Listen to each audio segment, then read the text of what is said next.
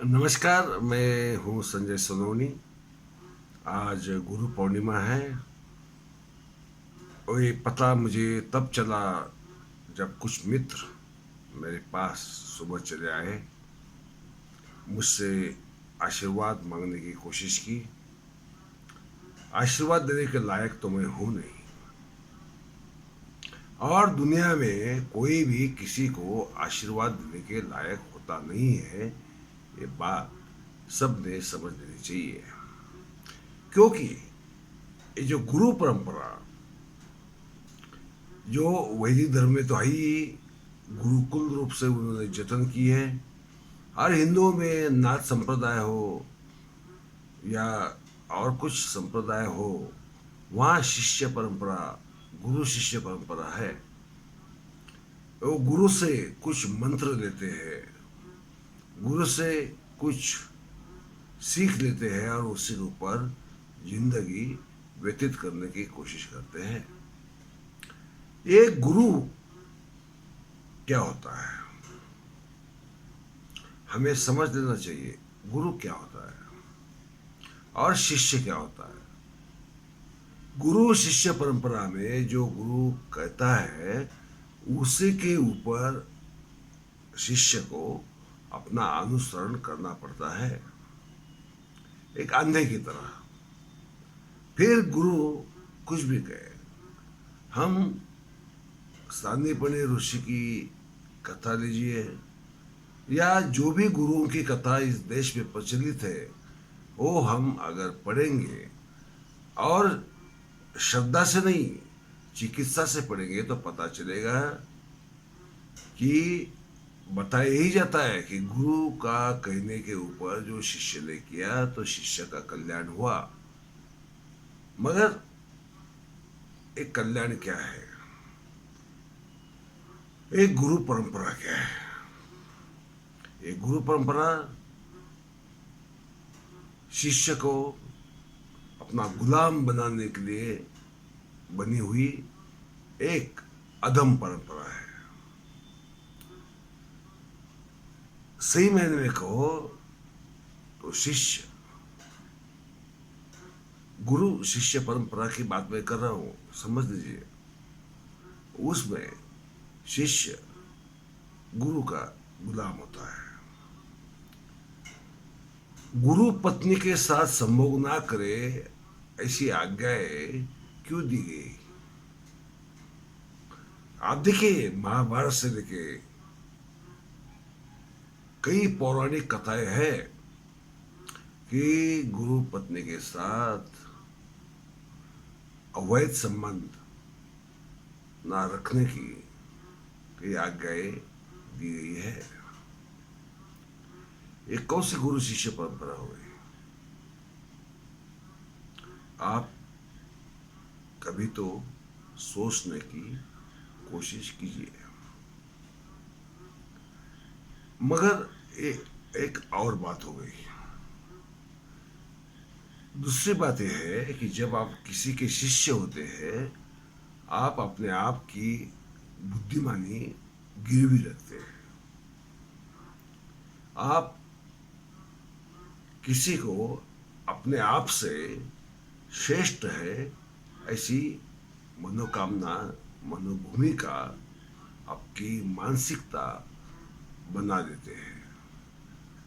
ये मानसिकता बहुत बार तो झूठी होती है, मगर सच भी हो, वो आपकी मानसिक गुलामी का लक्षण है। क्योंकि गुरु मंत्र हो या गुरु हो, क्या करता है गुरु, अपनी जो समझ होती है वो समझ आपको बताता है। गुरु जो भी सोचता है वो आपको बताता है, आपको कन्विंस करने की कोशिश करता है, एक ढंग से मनोवैज्ञानिक रूप से आपको मोहित करने की कोशिश करता है। गुरु ये कोशिश करता है कि वो ज्ञानी है, सर्वज्ञानी है और वो सब कुछ समझता है, और वो जो समझता है वो समझ आपके ऊपर लादने की कोशिश करता है। गुरु शब्द का मतलब यही होता है, मगर गुरुजी या शिक्षक उसका मतलब कुछ और है। वो शिष्यों को, छात्रों को, स्टूडेंट्स को ये बताता है कि ये मैंने जाना है और वो अंतिम नहीं है। आप जो मैं बता रहा हूं उसको सुनिए जरूर, समझे जरूर, मगर उसको आप अंतिम मत समझो। आप उसके ऊपर प्रश्न चिन्ह खड़ा करो, आप उसके ऊपर सवाल खड़ा करो और आप उससे आगे जाओ। और छात्र का, शिष्य का काम यही होता है कि वो किसी को ही अंतिम ना समझे, किसी को अंतिम समझे बगैर आगे जाए, अपने दिमाग का इस्तेमाल करे और कुछ नया अनुसंधान, नया इजाद, नया विचार, नई विचारधारा उत्पन्न करे। और नहीं भी कर पा सकता है तो कम से कम किसी को अंतिम ना समझे। ये जो गुरु शिष्य परंपरा है, ये हिंदू धर्म में है, और गुरुकुल परंपरा जो वैदिक धर्म में है, वो दोनों परंपराएं सरासर गलत है। गुरुकुल परंपरा में कोई उनका ऋषि या टीचर या गुरु चित्र दिखाते हैं ना, किसी पेड़ के नीचे बैठा है और उसके छात्र उसके सामने बैठे, हमें वो चित्र देख के ऐसा लगता है वाह। मगर वो गुरु क्या सिखाता था? गुरुकुल परंपरा में वेद मंत्र, वैदिक उपनिषद। देखिए, वैदिक उपनिषद और हिंदू उपनिषद ये दो अलग बातें हैं। 108 उपनिषदों में से 52 उपनिषद हिंदू में है और बाकी बचे हुए वैदिक है। वैदिकों ने हिंदू उपनिषदों का प्रतिवाद करने के लिए लिखे हुए उपनिषद है। ये हम कभी जानकारी रखने की कोशिश नहीं करते, मगर खैर वो भी और बात है। आपको अध्ययन करना पड़ेगा, आपको सीखना पड़ेगा। मैं कह रहा हूं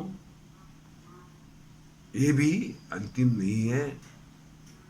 मैं किसी का गुरु नहीं हूं, मैं बनना भी नहीं चाहता और था भी नहीं, हूं भी नहीं और हूंगा भी नहीं। और ना ही मुझे छात्र की जरूरत है, ना ही किसी शिष्य की जरूरत है। मुझे ऐसा समाज चाहिए जो सच को समझने के लिए खुद की तरफ से कोई कोशिश करेगा, अध्ययन करेगा, अपने अनुमान निकालेगा। मैं देखता हूं बहुत सारे लोग हैं, आधा अधूरा कुछ तो पढ़ लेते हैं, अपने अनुमान लगा लेते हैं और वो दुनिया के सामने अंतिम सच है ऐसा समझकर रखने की कोशिश करते हैं। मगर वो सच नहीं होता। सच किसी के पास है ही नहीं। और गुरु तो एक दुनिया भर की सबसे फालतू बात अगर कोई है तो गुरु, क्योंकि गुरु का अगर नॉलेज होता, ज्ञान होता, तो वो आपको बताने की कोशिश नहीं करता। गुरु ये शब्द मिथ्या है, बांझ है, कोई गुरु नहीं होता। और ये जो मंत्र देने वाले गुरु होते, कान मंत्र है ना, यही कहते कान मंत्र दिया गुरु ने, कान में कहा ओम नमः शिवाय कहो, ओम ह्रीम क्लीम श्रीम कहो, तो तुझे तेरा कल्याण हो जाएगा। ये जो है ना, ये गुरु फ्रॉड है। कोई मंत्र नहीं होता, कोई गुरु मंत्र नहीं होता, कोई किसी का गुरु नहीं होता, ना कोई किसी का शिष्य होता है।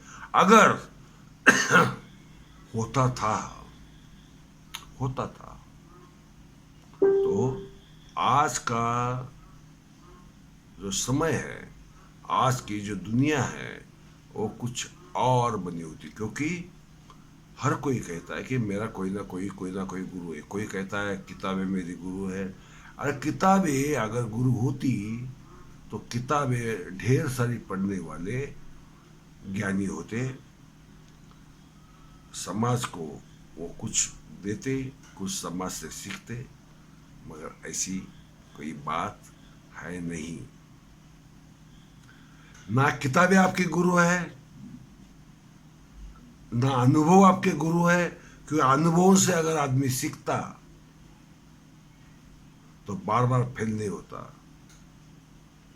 आदमी की ये सबसे बड़ी कमजोरी है।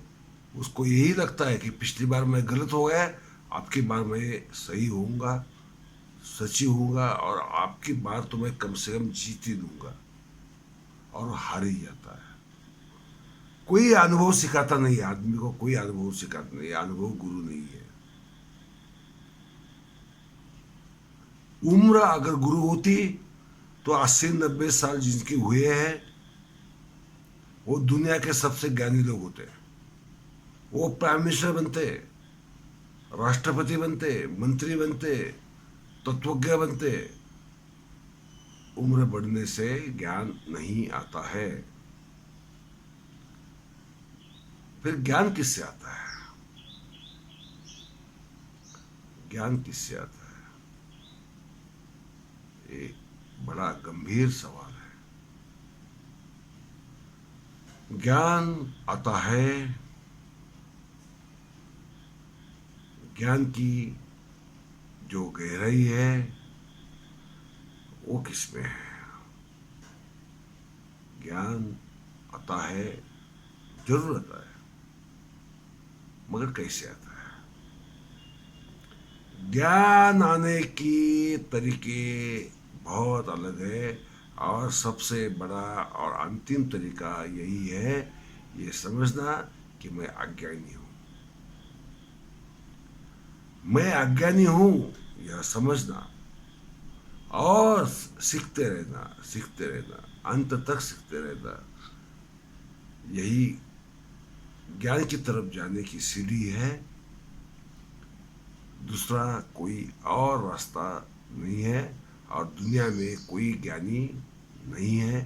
यही अगर सच है, अगर सच, तो यही है कि कोई ज्ञानी नहीं है, कोई गुरु नहीं है, और किसी को सिखा पाए ऐसी औकात रखने वाला कोई इंसान इस दुनिया में नहीं है।